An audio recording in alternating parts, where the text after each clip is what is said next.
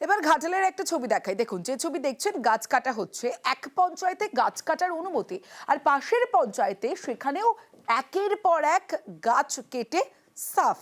ঘাটালে চাঞ্চল্যকর অভিযোগ দেওয়ানচক 1 নম্বর গ্রাম পঞ্চায়েতের বিরুদ্ধে। অভিযোগ খতিয়ে দেখার আশ্বাস বিডিওর।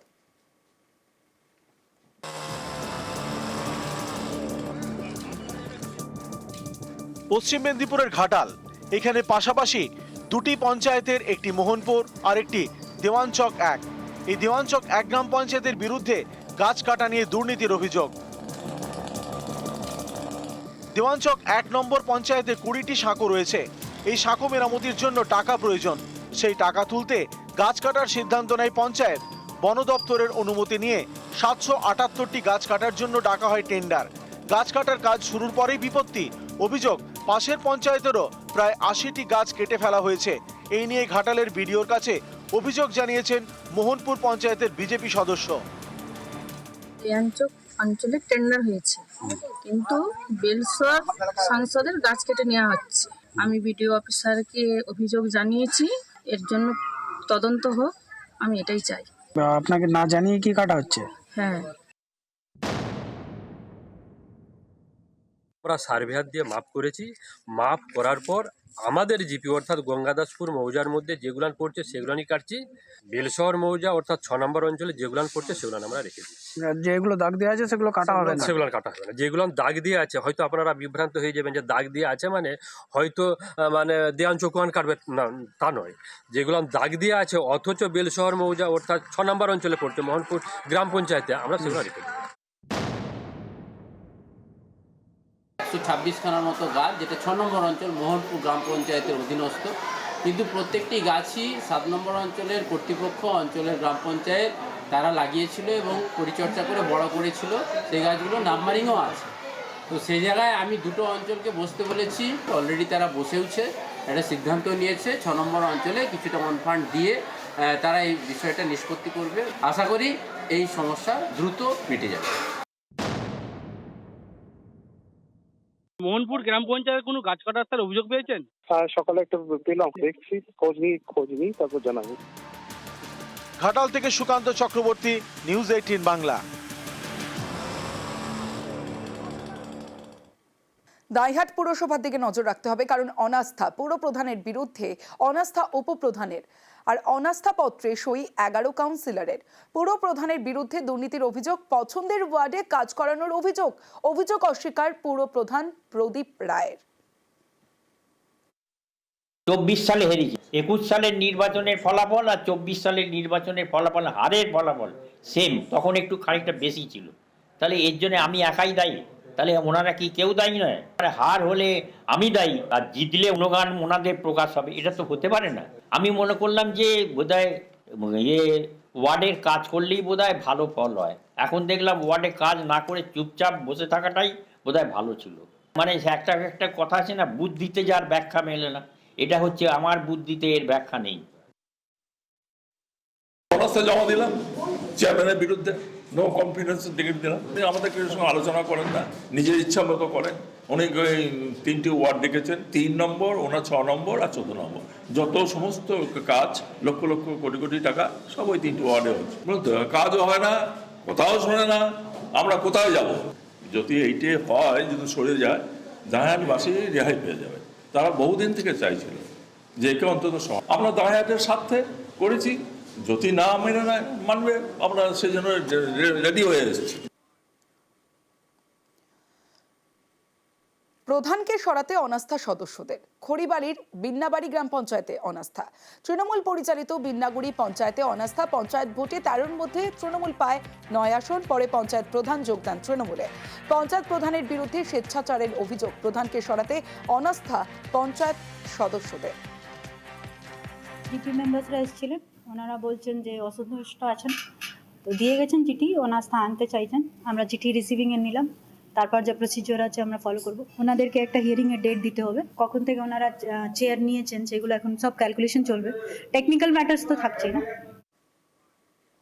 বিজেপির বিরুদ্ধে প্ররোচনার অভিযোগ তৃণমূলের। অভিযোগ উড়িয়ে দিয়েছে বিজেপি।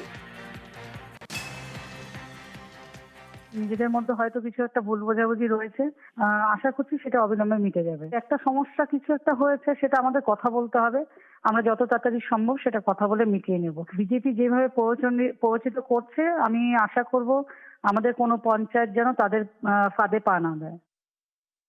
ভিন্নাবাড়িতে বিজেপির ছিল ভোট, এখনো আবার বিজেপিরই হবে, প্রধান হবে। সে প্রধান হচ্ছে অলরেডি বিজেপির সিম্বলে জেতা। এরা তৃণমূল ওদের নিজের গোষ্ঠীতন্ত্রের জন্য ওরা এবার বিজেপির ভূত দেখছে।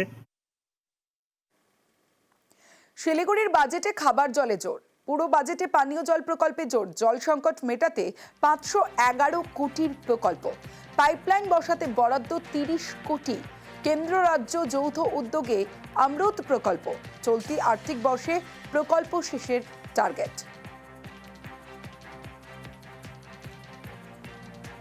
জলটা একটা খুব বড় আমাদের নিজেদের কাজ, সেটা 511 কোটি, আরও প্রায় 30 কোটি 700 কিলোমিটার পাইপলাইন লেইংয়ের জন্য সার্ভের কাজ হচ্ছে, সেটা খুব ভালোভাবে সেটা হবে।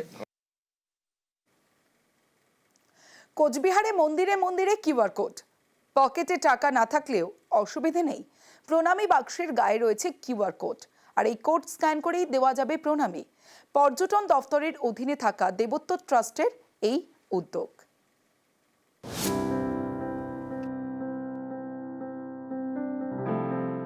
এবার মন্দিরে প্রণামীতেও কিউআর কোড। কোচবিহারে রয়েছে দেবোত্তর ট্রাস্ট। এই ট্রাস্ট রাজ্য পর্যটন দপ্তরের অধীনে। দেবোত্তর ট্রাস্টের অধীনে রয়েছে কোচবিহারের 20টি মন্দির। এছাড়াও বারাণসী এবং বৃন্দাবনে আরও 2টি মন্দির রয়েছে। এই দেবোত্তর ট্রাস্টের উদ্যোগে কোচবিহারের মন্দিরগুলিতে চালু করা হয়েছে কিউআর কোড। খুব খারাপ না, ভালোই করেছে এই জন্য ঠাকুরের একটা ট্রাস্টের একটা জায়গায় জমা হবে পয়সাটা। হ্যাঁ, এটা আমি খারাপ মনে করি না, ভালোই মনে করি। অনেকেই এখন নগদ টাকা রাখেন না, অনলাইনেই লেনদেন সারেন। একথা মাথায় রেখে এবার মন্দিরের প্রণামী বাক্সেও কিউআর কোড।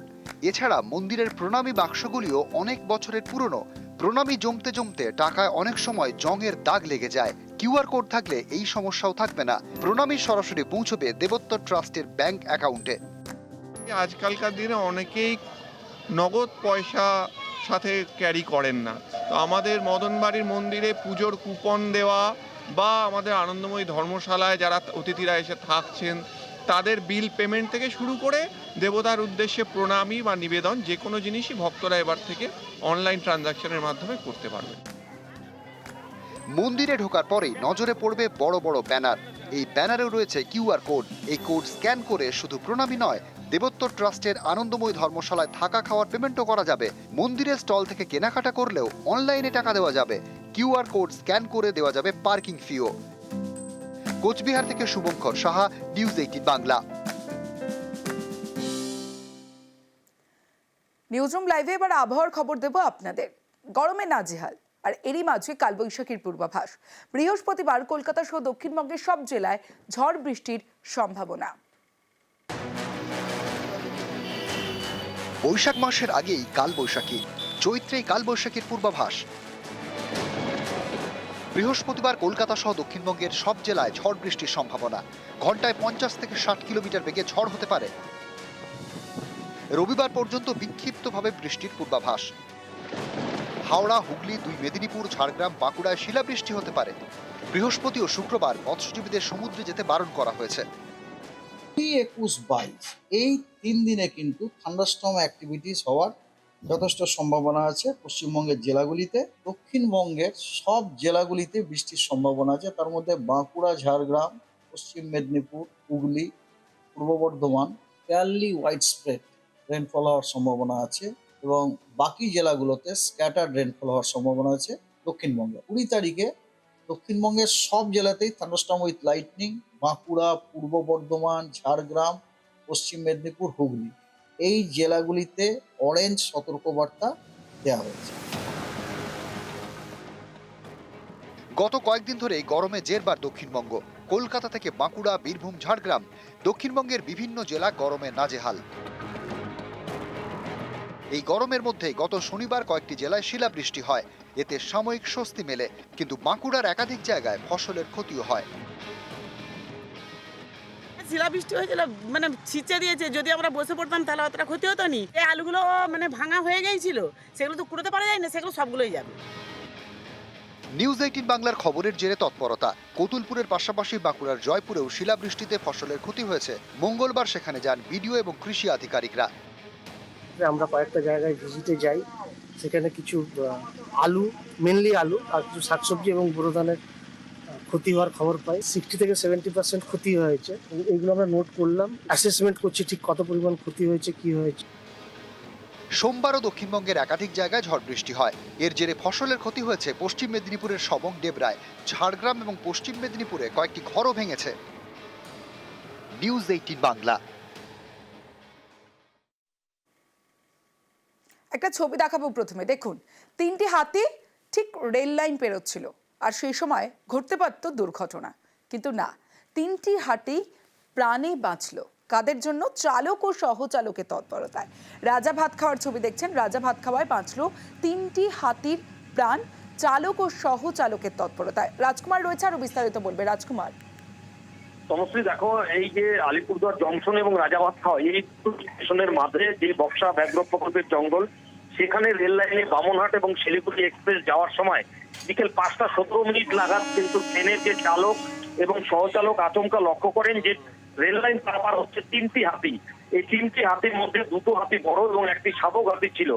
আচমকা কিন্তু এটা দেখেই কিন্তু রেলের যে চালক তিনি ব্রেক কষে ট্রেন থামিয়ে দেন এবং ট্রেন থামিয়ে দেওয়ার পর এই 3 হাতি রেল লাইন পারাপার করে এবং রেল লাইন পারাপার করার পরে আবার এই ট্রেন চালানো হয়। অর্থাৎ এই যে চালক এবং সহচালকের তৎপরতায় 3 হাতির প্রাণ বাঁচলো। এই কারণে কিন্তু উত্তর পূর্ব সীমান্ত রেলের যে আলিপুরদুয়ার ডিভিশন এই চালক এবং সহচালককে পুরস্কৃত করার কথা ঘোষণা করেছে। তমশ্রী, বেশ।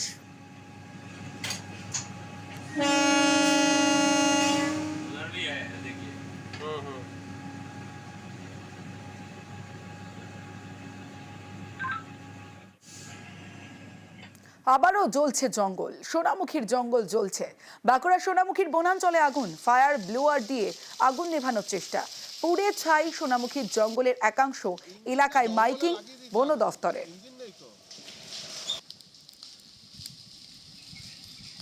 সাধারণ যে বন কমিটি আছে বা ফরেস্ট ডিপার্টমেন্ট আছে, সেখান থেকে ধরুন আগুন নেভানোর ব্যবস্থা একান্ত দরকার। সেটা আজ দীর্ঘ 8-10 বছর ধরে এই অবস্থা হয়ে আসছে, কিন্তু সেটা কোনোভাবে আমরা দেখতে পাই না যে আগুন ধরানোর ব্যাপারে চারদিকে জঙ্গলের পর জঙ্গল ধরে যাচ্ছে, কিন্তু আজ পর্যন্ত কোনো জায়গায় কোনো ডিপার্টমেন্ট থেকে বা কোনো স্বেচ্ছাসেবী সংস্থা থেকে নেভানোর ব্যবস্থা আমরা দেখতে পাই না।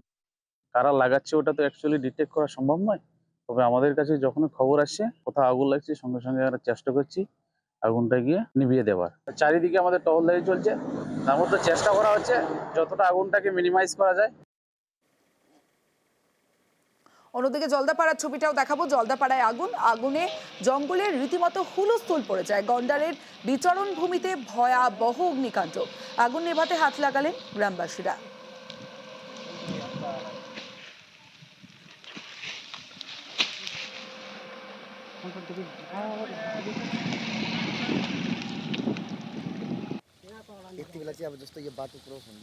অন্যদিকে কার্শিয়াংয়ের ছবি দেখছেন, লংভিউ চা বাগান, সেখানেও আগুন লাগে। আগুনে ছারখার কয়েক একর চা গাছ। পাহাড়ে ঝোড়ো হাওয়ায় আগুন ছড়ায় দ্রুত। শ্রমিক ও দমকলের চেষ্টায় আগুন নিয়ন্ত্রণে আসে।